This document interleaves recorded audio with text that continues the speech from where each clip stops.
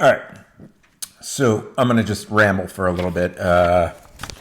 Today I started week 3 of my treatment protocol for Lyme, Bartonella, and apparently I have something called Candida. I don't know. It's some yeast overgrowth as a result of weakened immune system and stuff going on in my stomach and whatnot. So the first 2 weeks, the first week was okay. The second week, I kind of got taken out of commission. It wasn't too much fun. I was completely laid out for a couple days.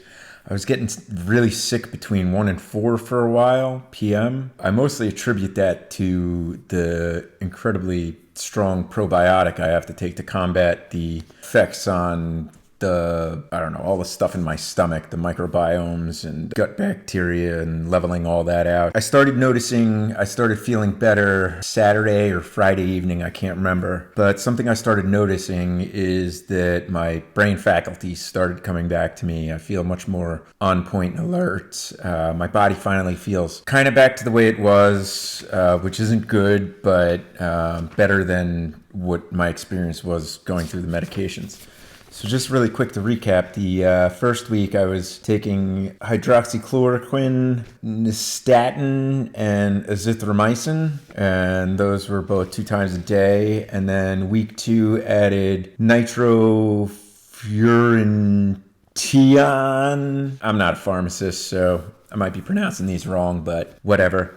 And today I added the methylene blue and I'll be adding rifampin tonight. The methylene blue is interesting. It's a medical dye and it's supposed to turn my urine blue, which I'm kind of excited for, I guess. It reminds me of a Smurfs episode, which is weird because the Smurfs were blue, but in this particular episode, there was a bee or a mosquito or something that bit one of them on the tail, and it turned purple and turned evil, and all it could say was "Gnap, gnap." I don't know if you watched the Smurfs or not, but if you remember this episode stuck out in my head forever. All the Smurfs kept biting each other, and they just kept yelling "Gnap, gnap" at each other, and it was chaos and mayhem. Anyway, so blue pea, "Gnap, gnap," right?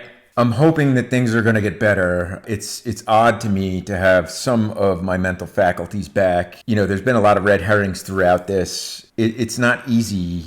You know, when I was 7 years old, I was taken to a psychologist and told that the psychologist said I was too fucked up to treat. You know, so I've got my whole life thinking I'm fucked up and something's wrong with me. You know, I have a trauma background and survived child abuse, all that fun stuff. So I had been in and out of, mental health facilities and all that, been diagnosed with everything under the sun, bipolar, intermittent rage disorder, ADHD, pegged for all the time, narcissistic personality disorder, all these things, undiagnosed autistic, so on and so forth. When all of these things started happening to me and my brain really started going bananas, they told me I had white matter disease in my brain, which is, an excessive amount of white matter in your brain. And this is typically can turn into dementia and other types of deficiencies in the brain from having an excess of white matter. It's now explained by the Bartonella bacteria that has infected my brain, also caused frontal lobe epilepsy, and who knows what else. But I've been going along thinking that there was no cause for all this, and there must be something in my natural composure that caused me to basically lose my mind. That's the premise I've been operating under for the last 4 years, and now I'm understanding something different and beginning to gain some of my faculties back. So I don't know what's going to happen here. I'm glad that I'm feeling a little bit better. My feet and legs are kind of in the same situation. It feels like maybe there's a little bit of pressure relieved. So we're going to keep going with the protocol. We're going to see how things go. There's been a lot more than just the physical and mental aspects of this, because not knowing, what was going on, I had to dig so deep inside of myself, and I've had to learn a lot of things. And I've been in so many hopeless situations through this, and have endured a lot of suffering. Because who feels like they deserve suffering, really? I don't know. I've had to really try to transcend all the suffering. I've done an immense amount of work to that end prior to even knowing anything was physically wrong with me.